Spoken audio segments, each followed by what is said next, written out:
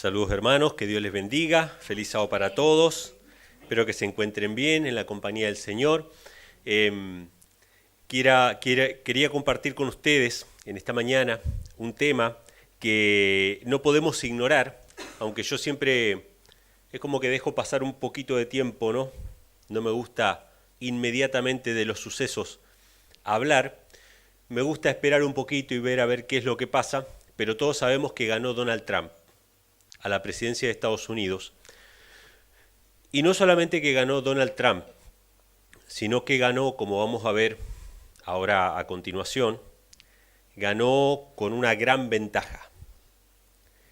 Y el mundo está expectante, sobre todo, no solamente el mundo en general, por el tema de la economía, por el tema de las guerras, bueno, muchas cuestiones que tienen que ver con el interés del mundo, que está expectante con este nuevo gobierno, sino también nosotros como cristianos, obviamente siempre estamos mirando qué es lo que va a pasar. Aunque recién cantamos un himno que dice, vendrá el Señor, ¿y qué más dice la siguiente frase? Y entonces nuestro corazón es como que divaga entre querer adivinar y descansar. Pero Dios nos llama siempre a descansar. Siempre a velar y orar, porque nadie sabe la hora, pero al mismo tiempo obviamente no podemos ignorar que cosas pasan, y hoy yo voy a hablar un poco de esas cosas que pasan, pero quisiera que nosotros primeramente vayamos a las Escrituras, mientras ustedes van buscando un texto, que es el primer texto que vamos a leer en esta mañana. Este primer texto está en Mateo capítulo 22. Mientras ustedes van buscando Mateo capítulo 22, yo les voy a mencionar algo interesante que está sucediendo en el mundo. Ustedes saben que Donald Trump vino a polarizar la política norteamericana. Si ustedes van unos cuantos años atrás de la aparición de Donald Trump, ustedes podían ver a Clinton, que era demócrata, a George Bush, hijo, que era republicano, y para nosotros era todo lo mismo. O sea, no había diferencia en su política exterior, en sus políticas en general, económicas, etcétera. Era más o menos que podían estar todos juntos en una misma fiesta, Hillary con Clinton, con Bush y con Obama. De hecho, se han sacado muchas fotos juntos y abrazados, pero Donald Trump vino a marcar separación entre lo que es el Partido Republicano y el Partido Demócrata. Y ha venido a polarizar la situación. Es decir, hoy el mundo está polarizado. Por un lado, los de izquierda y por otro lado los de derecha, ¿sí? Y yo les voy a preguntar algo, ¿alguno de esos dos lados es bueno? Ninguno de esos dos lados es bueno, ni la izquierda ni la derecha, ¿sí? Nosotros como cristianos siempre vamos a apelar por la libertad de conciencia y la libertad de expresión. ¿Por qué?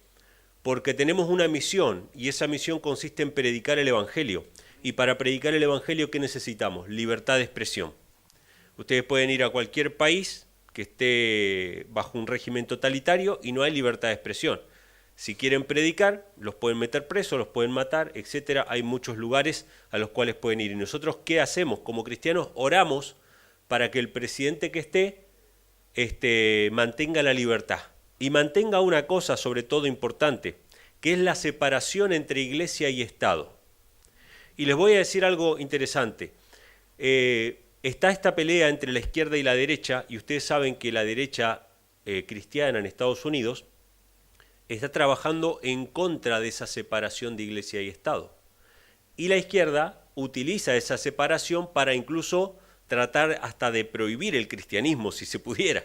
Es decir, apelando a la primera enmienda de la separación de iglesia y Estado, de la Constitución de los Estados Unidos, ellos dicen, bueno, es inconstitucional que se ore en las escuelas públicas, que se lea la Biblia en una escuela pública. Sabemos que eso no es verdad. Lo que sería inconstitucional es que se enseñe religión obligatoriamente en las escuelas públicas pagado por los impuestos de los ciudadanos. Eso sería inconstitucional. Pero han utilizado esa idea de separación de iglesia y Estado para tratar de prohibir la Biblia. Lo que vino a hacer Donald Trump unos cuantos años atrás es permitir que se lea la Biblia o que se ore en las escuelas, lo cual no está en contra de la separación de iglesia y Estado. Pero las iglesias cristianas en Estados Unidos no se quieren conformar con eso. Las iglesias cristianas en Estados Unidos van a tratar de adquirir todo el poder que puedan para imponer sus puntos de vista.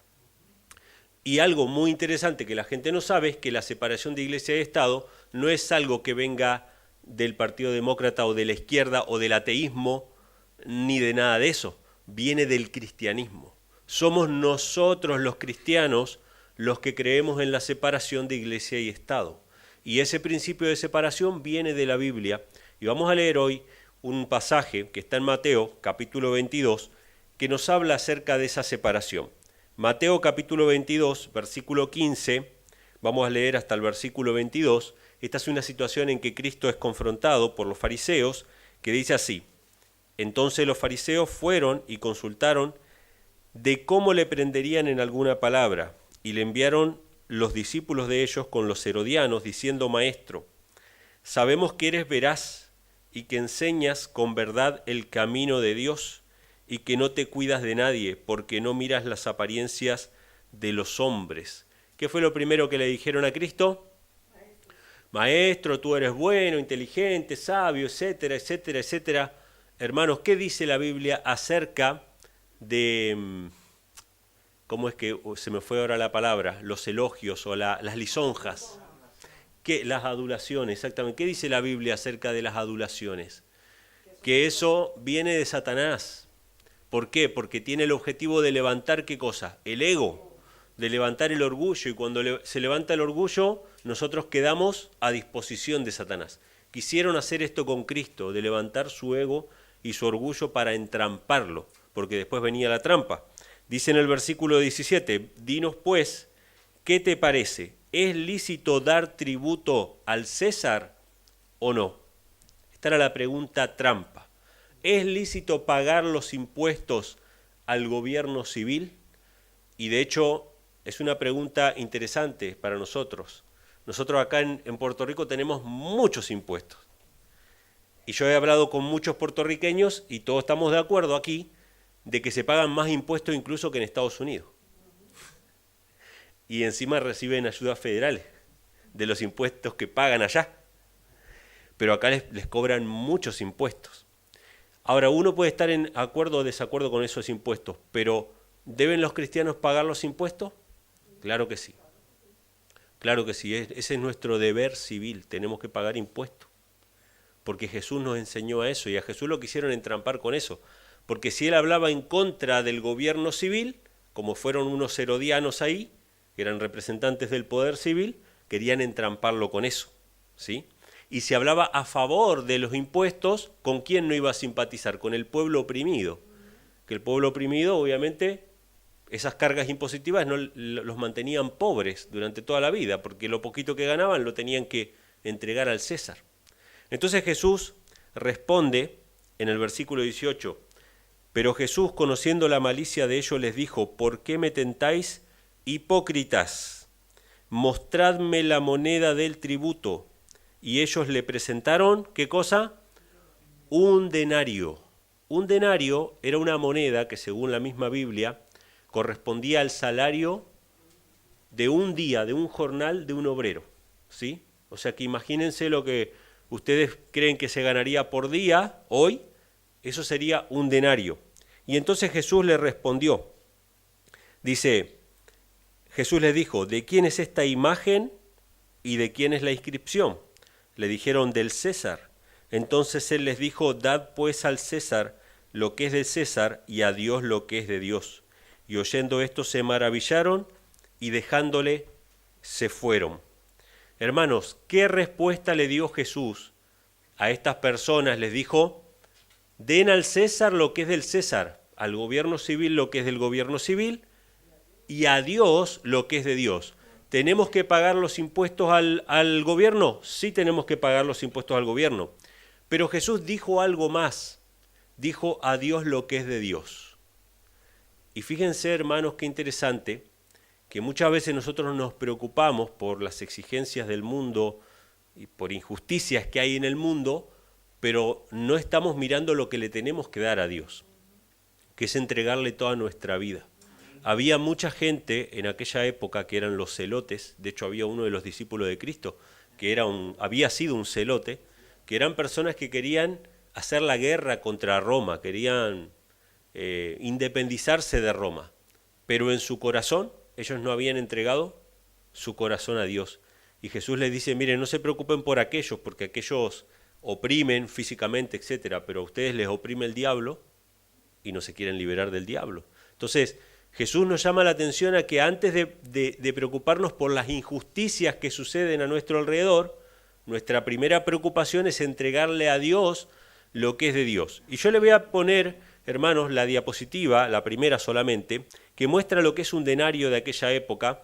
En aquella época estaba Tiberio César, ¿sí?, hijo de Augusto César, y esa era la moneda que ustedes la pueden ver ahí en pantalla.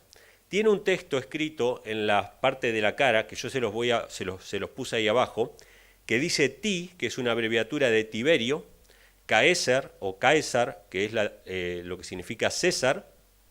Después tiene una frase que dice Divi Aug F Augustus, que significa divino, Augusto, fili o hijo de Augusto. La frase en concreto diría Tiberio César, hijo del divino Augusto. ¿Qué decía la moneda que le mostraron a Cristo? Porque Cristo dice, ¿de quién es la imagen y la inscripción? Jesús dice que hay una imagen y que hay una inscripción. La imagen era del César, lo que ellos responden, pero la inscripción que decía, Tiberio César es el hijo de Dios, del divino Augusto. O sea que Tiberio era divino también. La moneda decía no que el Estado y la Iglesia estaban separados, sino que el Estado y la Iglesia estaban ¿cómo? Estaban juntos, el mismo gobernante civil era el mismo Dios.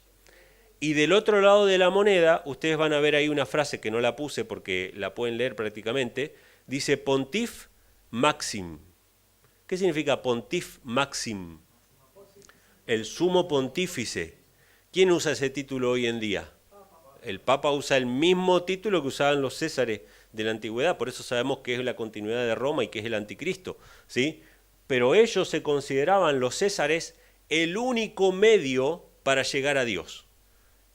Tiberio César era el divino hijo de Dios y era el sumo pontífice, el único puente para llegar a Dios. Y Jesús con esa moneda en la mano dijo, den al César lo que es del César y a Dios lo que es de Dios. Lo que Jesús estaba diciendo, aparte de decir que había que pagar los impuestos, era que el César no era ¿quién? No era Dios. No es que Jesús estaba quedando bien con los romanos. Jesús no estaba quedando bien con los romanos, porque estaba diciendo exactamente lo contrario de lo que decía la inscripción. Obviamente que Jesús fue prudente, ¿no? Porque él no iba a precipitar su muerte antes de cumplir su misión. Pero él lo dijo y el que lo entendió, lo entendió. El César no es Dios. El Estado tiene una responsabilidad, tiene una parte, tiene una función que nosotros como cristianos tenemos que respetar, pero hay una parte que le corresponde solamente a Dios. Nuestra adoración, nuestra devoción, nuestro culto solamente va dirigido a Dios.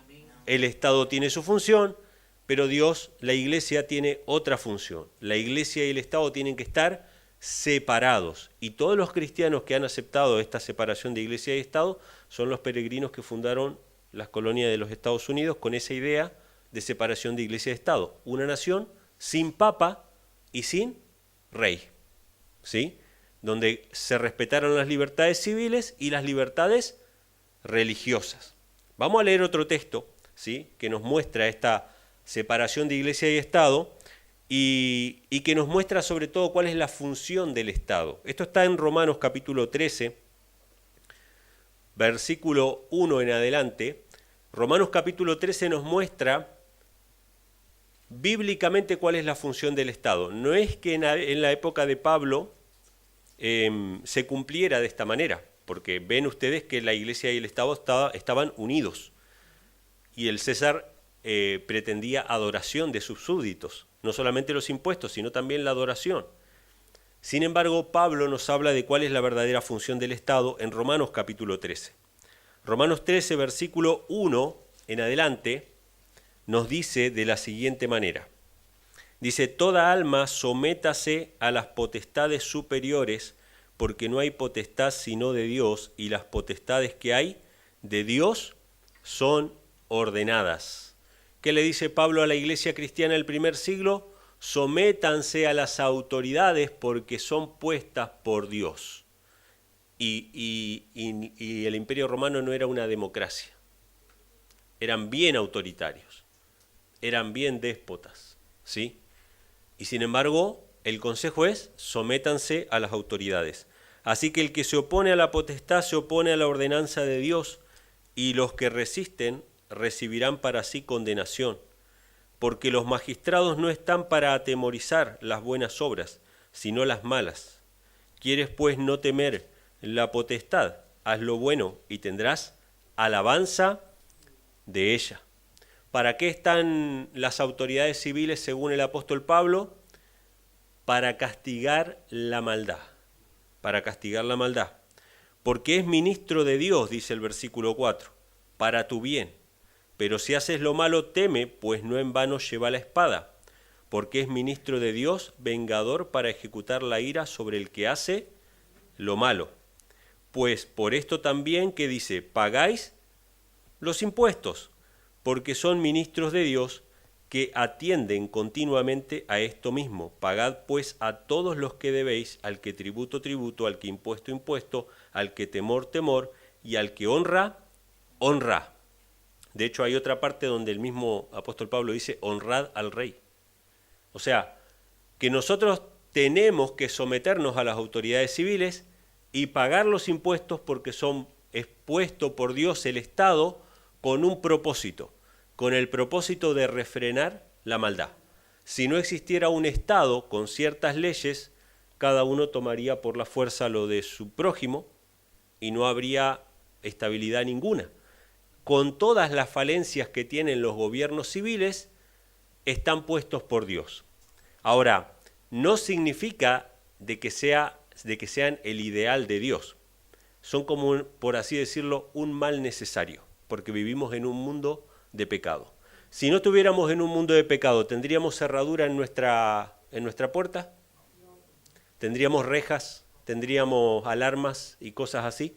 Pero las usamos porque nosotros vivimos en un mundo de pecado, no porque nosotros creamos que eso es algo bonito. Que exista la policía con armas es necesario. Lamentablemente vivimos en un mundo de pecado. Para eso está el Estado, para garantizar la libertad, la seguridad y la justicia. Estas son las funciones que bíblicamente tiene el Estado. No tiene otras funciones. Ahora, todos los estados modernos se extralimitan. Por ejemplo, ¿el Estado se encarga de la educación? Sí. ¿Se encarga de la salud? Sí. ¿Se encarga de muchas otras cosas, carretera, etcétera, infraestructura? ¿Y qué deriva de todo eso? Corrupción. Porque roban en la educación, roban en esto, roban en lo otro. Y después, cuando la gente va y reclama seguridad y justicia, no hay chavos para seguridad y no hay chavos para justicia. Entonces no hay justicia, no hay protección, no hay seguridad. ¿Por qué? Porque el Estado se extralimita en otras cosas que no son su función original. Pero la función original, según la Biblia, del Estado es garantizar la seguridad y la justicia, castigar la maldad, para que las personas que no tienen temor de Dios, que no tienen respeto por la propiedad, que no tienen respeto por la vida, puedan ser restringidas y haya medianamente una civilización.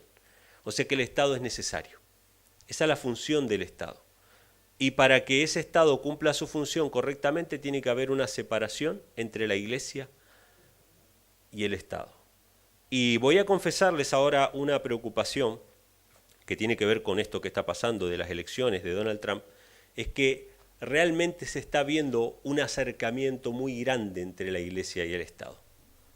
¿Sí?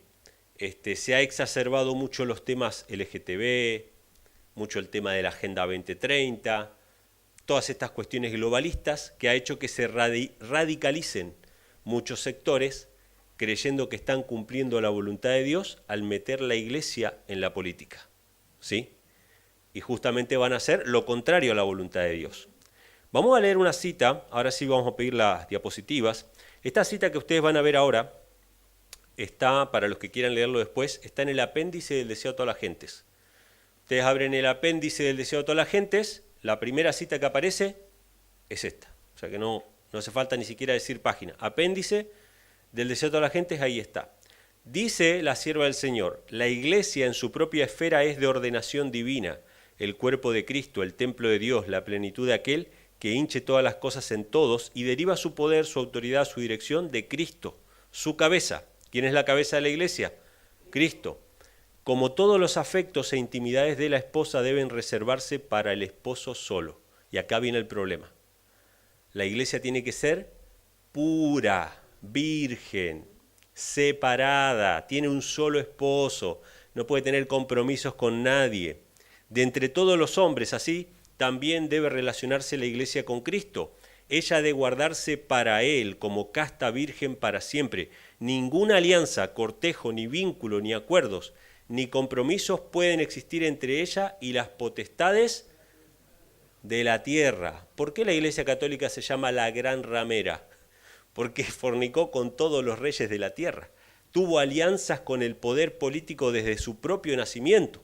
La Iglesia Católica siempre ha estado unida, desde Constantino para acá, con todos los reyes de la tierra. Siempre hubo unión entre Iglesia y Estado. Por eso es una ramera. Pero la Iglesia de Cristo no puede tener alianzas estatales de ningún tipo. ¿Puede las iglesias adventistas o las iglesias protestantes, supuestamente que son iglesias de Cristo, recibir subsidios del Estado? No. Eso sería prostituirse. ¿Deberían recibir exenciones impositivas? No. Sin embargo, en la mayoría de los países hay exenciones impositivas para las iglesias. Por eso mejor que nosotros no estemos registrados como iglesia y paguemos nuestros impuestos. Mejor no tener ninguna dádiva del Estado, porque estaríamos comprometiendo nuestra integridad, nuestra pureza. Por eso lo más probable es que la Iglesia de Cristo en los últimos días no va a estar en iglesias organizadas. No porque nosotros digamos a la gente, tienen que salir de las iglesias organizadas. Usted hagan su investigación y pregunten si la iglesia donde usted va recibe ayuda estatal o recibe algún incentivo del gobierno o alguna exención impositiva o tiene algún tipo de compromiso con el gobierno. Entonces usted ahí evaluará qué es lo que quiere hacer. Dice, si ella ha de permanecer fiel, fuerte y elevadora, debe ser leal a Cristo solo. Su propósito en la tierra es llevar las almas a la perfecta divina unión con Cristo que ella misma posee. No puede hacerlo si traiciona la verdad o renuncia a su pureza. Esto es la iglesia. La iglesia no tiene que tener ninguna relación con el Estado. Ahora, vamos a ver el Estado. La siguiente diapositiva dice, el Estado también ha sido ordenado por Dios. Voy a decirlo de vuelta, hermanos. El Estado también ha sido ordenado por Dios para conservar el orden y proteger a los hombres contra la violencia. Existe a causa del pecado. Si no hubiese pecado, no tendría razón de existir. Esto es importante. No es que estamos diciendo que el Estado es bueno en sí mismo. Existe a causa del pecado. Es un mal necesario, por así decirlo. Entonces dice, su misión consiste solamente en evitar, por medio del temor de las penalidades, que cometan el mal las personas de malas intenciones. Actuando en su propia esfera es siempre útil y lo será mientras exista el pecado. ¿Es útil el Estado? Claro que es útil el Estado. Yo conozco muchos hermanos que dicen, no, nosotros no queremos estar en nada relacionado con el sistema, pero nosotros vamos a estar, mientras exista este mundo y exista el pecado, vamos a estar relacionados con el sistema. Vamos a seguramente recibir dinero y hacer transacciones hasta que no podamos comprar ni vender, ¿sí? Y vamos a estar sujetos a las leyes de los hombres mientras que éstas no contradigan la ley de Dios. Si nos hacen ahora un censo nacional aquí en Puerto Rico, ¿tenemos que acudir al censo o no tenemos que acudir al censo? Claro que sí, porque no contradice los principios de la Biblia. Jesús y sus padres no fueron, los padres de Jesús no fueron al censo que se hizo en aquellos días. Y gracias a que cumplieron la ordenanza civil, Jesús nació en Belén, porque no era de Belén. O sea que el Estado cumple su función, ¿sí? Entonces dice, en el cumplimiento de su más alto propósito, no puede tener unión alguna con la religión o con la iglesia. La religión no debe hallar cabida en los libros de sus estatutos y la iglesia no debe hallar reconocimiento allí. O sea, la única manera de que el Estado sea útil es que no se mezcle con la religión. Y obviamente ya vimos los ejemplos del Imperio Romano, que estaba mezclada la religión con el Estado, y aún así había que sujetarse a las autoridades a menos que éstas pidieran algo que fuera contra los principios. Ahora, fíjense ustedes, la moneda que Jesús pidió tenía la cara del César y decía que el César era divino, y sin embargo ellos tenían que pagar los impuestos porque ellos no estaban adorando al César, ¿sí? Por pagar los impuestos. Entonces fíjense, hermanos, qué interesante eso. Siguiente diapositiva, la última, sobre esto dice: tales son los propósitos divinos plenamente presentados en la palabra respecto de la Iglesia y el Estado. La Iglesia divina crece por la vida de Dios y es amoldada y guiada por la palabra de Dios. El Estado es ordenado en general según las exigencias de la época y el lugar de su existencia, y ejerce la debida jurisdicción cuando atiende con carácter civil sus propios asuntos sin tener nada que ver con la religión. Cada uno separado van bien. Cuando se mezclan hay problemas. Última, dice: ha sido objeto del estudio y esfuerzo de Satanás unir la Iglesia y el Estado desde el principio. Separados son útiles y valiosos para la vida del mundo. Unidos vienen a ser un veneno mortífero, tanto para el cuerpo político como para el cuerpo eclesiástico. De una unión tal brotan las grandes bestias apocalípticas que desgarran cruelmente y aplastan despiadadamente la vida de todos los que se oponen. Vean Daniel 7, Apocalipsis 12, 13 y 17. O sea, esto lo dice la sierva del Señor en el apéndice del Deseo de todas las gentes, y nos dice que la Iglesia y el Estado separados están bien, pero unidos traen persecución. Ahora, ¿qué pasó con estas elecciones? En la siguiente diapositiva ustedes lo pueden ver. ¿Qué pasó en las siguientes elecciones? En las últimas elecciones ganó Donald Trump, pero ganó de una manera bastante fuerte. Cuando yo vi el mapa, que ni siquiera era este mapa, no pude conseguir el otro que es de cantidad de votos, este es por estado. El que es por cantidad de votos es más rojo todavía el mapa. Y cuando yo vi el mapa, le dije a mi esposa: eso me preocupa a mí. Porque yo puedo tener puntos de coincidencia con algunas ideas que tenga el Partido Republicano, ¿no? En cuanto a limitar el aborto y cosas por el estilo, que creo que todos los cristianos estamos de acuerdo en que la vida del ser humano está por encima de cualquier derecho, supuestamente. O sea que defendemos el derecho a la vida. Estamos de acuerdo, por ejemplo, con Donald Trump en limitar el aborto. Pero siempre es bueno que haya una especie de contrapeso de poder. Que el poder no sea absoluto en un lugar. Por más que estemos de acuerdo con ese gobernante o lo que fuera, en algunos aspectos, y voy a decir nuevamente, en algunos aspectos. Pero hay muchos cristianos que están contentos con esto y piensan que pueden poner su confianza en un gobierno de estas características. Evidentemente no. Nosotros no podemos confiarnos, no digo que no vivamos en paz y en tranquilidad, no podemos confiar de que el triunfo de Trump traiga solamente cosas buenas. Tenemos que orar, hermanos. Como cantamos en el himno, que la venida de Jesús está cerca, velad y orad. Y ahora vamos a ver por qué tenemos que orar. No porque no queremos que Jesús venga, porque queremos que Jesús venga. Pero tenemos que orar para que haya paz, ¿sí? Entonces, estamos viendo un mapa bien rojo, y fíjense la siguiente diapositiva, es una captura, ¿sí? Acerca de las elecciones, dice: poder absoluto para Trump.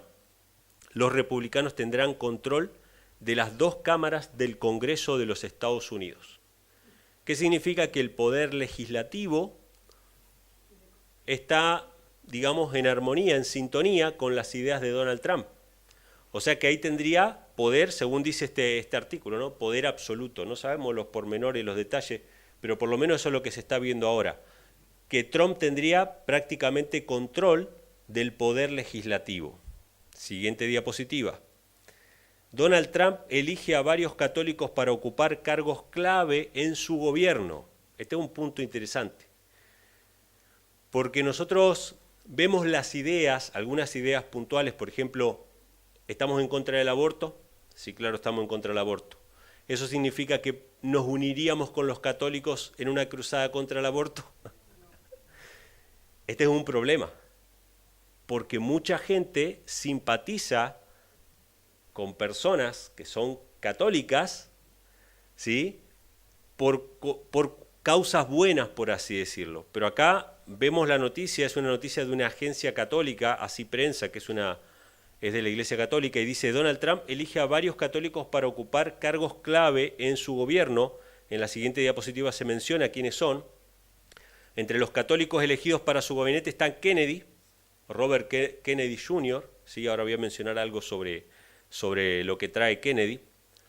Dice que fue nominado para secretario de Salud y Servicios Humanos, Rubio como secretario de Estado, Stefanik como embajador ante las Naciones Unidas y John Ratcliffe nominado como director de la CIA. Entonces, poder legislativo en armonía con Donald Trump. Poder ejecutivo, es decir, los cargos ejecutivos, los cargos que van a formar parte del gabinete, mayoría católica en puntos muy importantes. Sabemos que los Kennedy son católicos. John Kennedy fue el primer presidente católico. Ahora, algo sobre Robert Kennedy, si puedes poner la anterior, que aparece ahí, vendría a ser a la derecha de ustedes, ¿sí?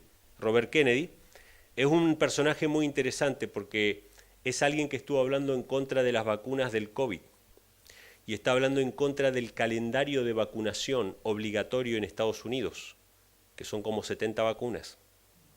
Y él está diciendo de que esas vacunas nunca fueron probadas realmente.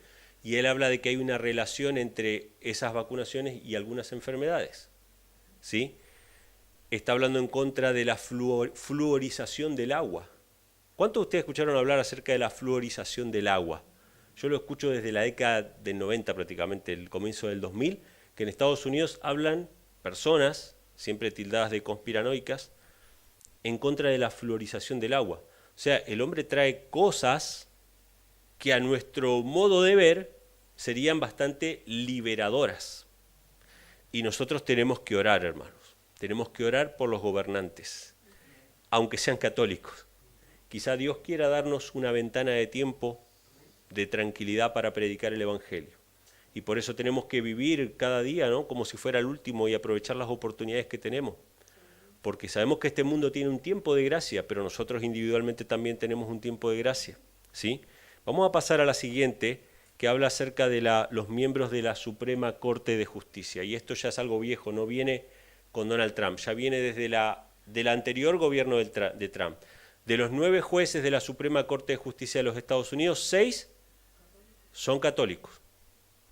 O sea que hay muchas cosas que se están alineando, podríamos decir, ¿sí? Fíjense lo que dice este artículo en la siguiente. Son varias capturas de artículos. Uno dice, de CNN, dice cómo la Corte Suprema de Estados Unidos está desmantelando la separación de Iglesia y Estado. Lo que estábamos hablando hace un rato. Estas son noticias viejas, incluso algunas de 2023 y anteriores, donde se critica desde medios que son más liberales en Estados Unidos, no tan conservadores, se critica a la Corte Suprema de Justicia porque están dándole más peso a la religión. Pero ¿quiénes son esos pesos que le están dando a la religión? Son católicos, no son protestantes. Si podemos volver un poquito a la diapositiva anterior, ahí vemos a los miembros de la Suprema Corte y vemos que hay 6 católicos, 2 protestantes y una judía, ¿sí? Pero vemos que los que están haciendo peso a favor de que Estados Unidos se vuelva más conservador y más religioso son los católicos. La siguiente dice que la Corte Suprema de Estados Unidos da más peso a la religión, ¿sí? Y la siguiente, está bien ahí, dice la Corte Suprema de Estados Unidos dividida sobre separación de Iglesia y Estado. Un fragmento de este artículo que estuve leyendo dice lo siguiente: tenemos una Corte cada vez más religiosa y conservadora, y eso se verá reflejado en sus decisiones. Esta Corte Suprema es la más católica de la historia de los Estados Unidos.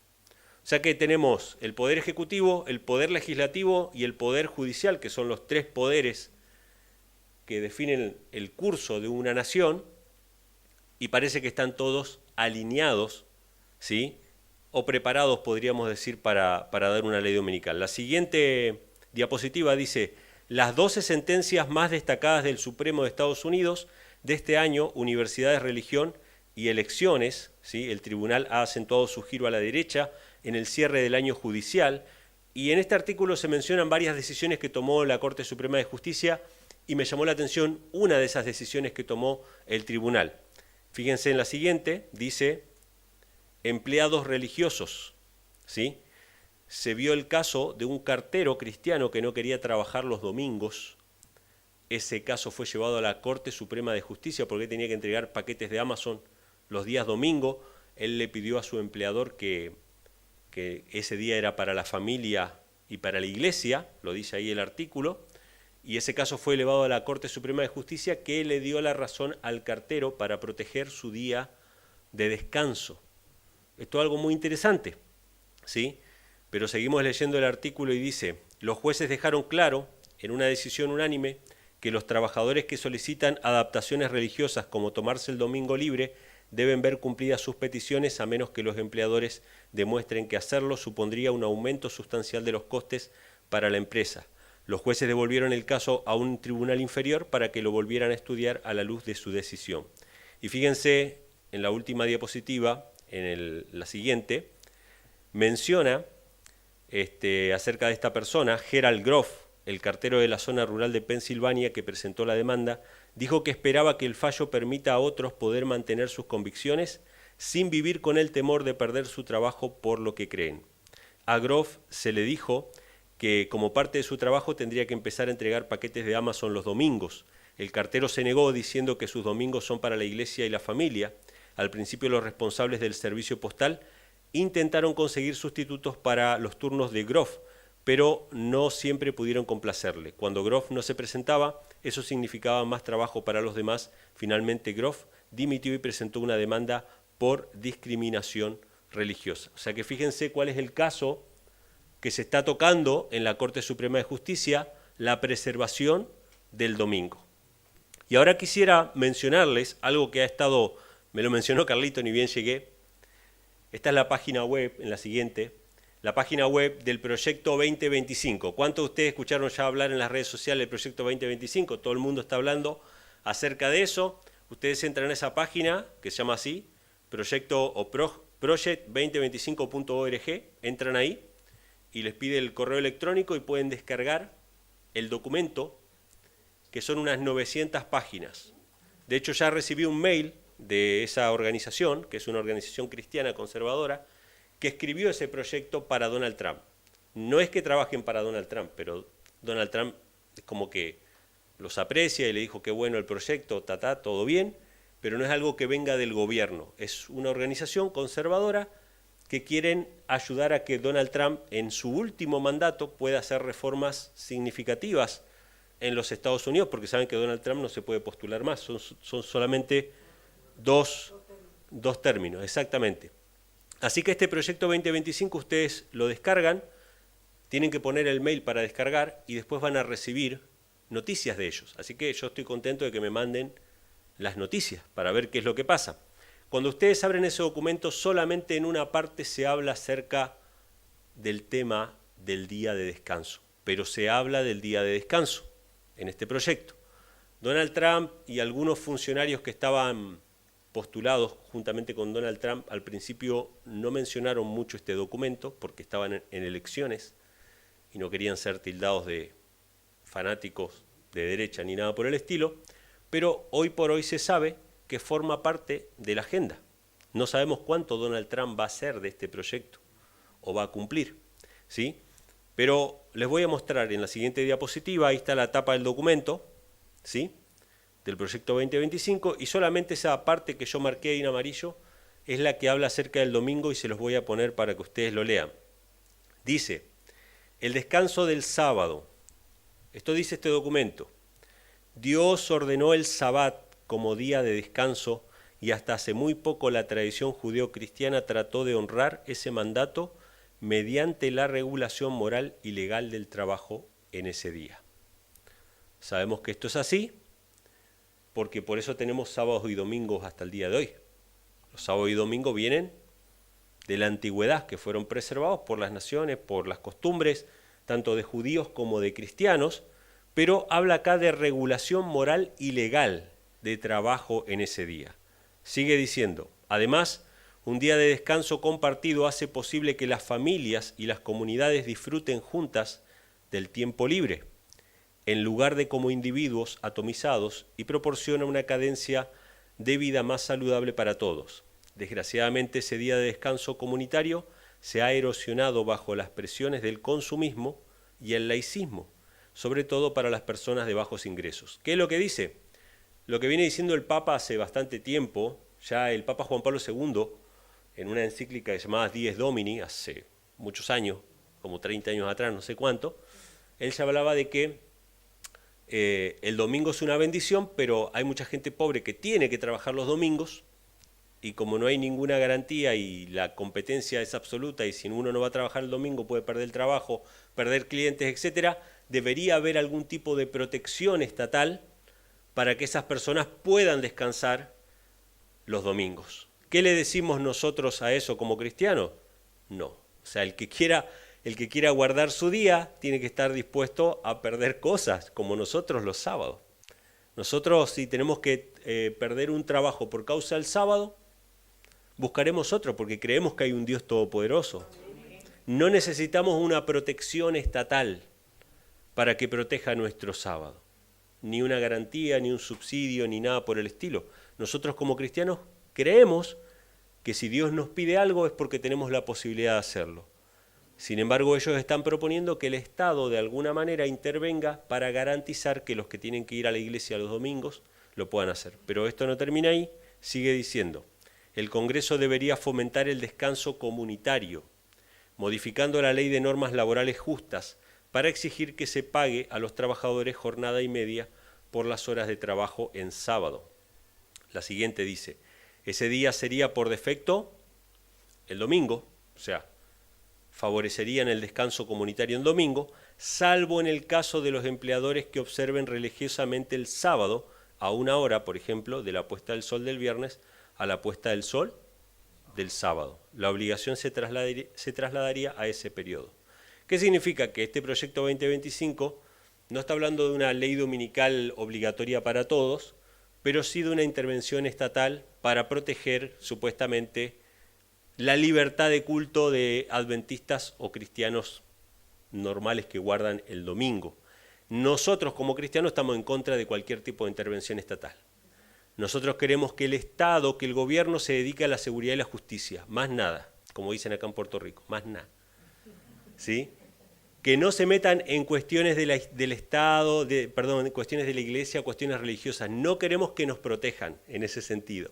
Queremos que justamente no se metan, porque sabemos qué es lo que va a pasar al final. Pero básicamente esto es lo que presenta el proyecto 2025. Ni siquiera sabemos si Donald Trump va a cumplir esas cuestiones. Lo que sí yo he puesto en esta mañana es todo sobre la mesa para que entendamos, hermanos, que la venida del Señor está dispuesta para cualquier momento. Yo les mencionaba el sábado pasado o el anterior de que uno de los momentos en que yo más creí que la ley dominical podría salir fue con Joe Biden, ¿sí? Porque Joe Biden, una persona afín al Papa Francisco, y bueno, todas estas cuestiones parecían alineadas. Ahora puede ser también que la ley dominical salga, pero nuestro deber es esperar y velar, simplemente, ¿sí? La siguiente cita dice, cuando las iglesias principales, esto es algo que va a pasar así, hermanos, cuando las iglesias principales de los Estados Unidos, uniéndose en puntos comunes de doctrina, influyan sobre el Estado para que imponga los decretos y las instituciones de ellas, entonces la América protestante habrá formado una imagen de la jerarquía romana y la inflicción de penas civiles contra los disidentes será el resultado inevitable. ¿Qué cosas van a pasar? Las iglesias principales de los Estados Unidos se van a unir en puntos comunes de doctrina y van a influir sobre el Estado para que imponga los decretos y las instituciones de ella. Entonces Estados Unidos habrá formado la imagen de la bestia. La imagen de la bestia que nosotros podemos ver en Apocalipsis capítulo 13 es cuando Estados Unidos termine con la separación de la iglesia y el Estado. ¿Cuál es nuestro deber ahora? Sabemos más o menos cómo está el panorama. Algunas personas esperan cosas buenas de Donald Trump. Nosotros siempre tenemos que esperar cosas buenas. Siempre tenemos que orar para que las cosas mejoren. Sabemos que las cosas van a ir de mal en peor, pero no podemos ser tan pesimistas de siempre estar pensando mal de todo, ¿sí? Hace poco yo hice un posteo sobre esto de Robert Kennedy, sobre que bueno, este hombre viene con reformas para el sistema de salud, la no obligatoriedad de ciertos medicamentos y bueno, la proscripción de muchos que son malos y que se están utilizando y cuestiones de los alimentos. Y entonces alguien me dijo, no, esto viene todo para mal en peor, etcétera, etcétera. Como que no era importante eso. Bueno, vamos a suponer que no, que Robert Kennedy no hace ninguna reforma positiva o que todo va de mal en peor.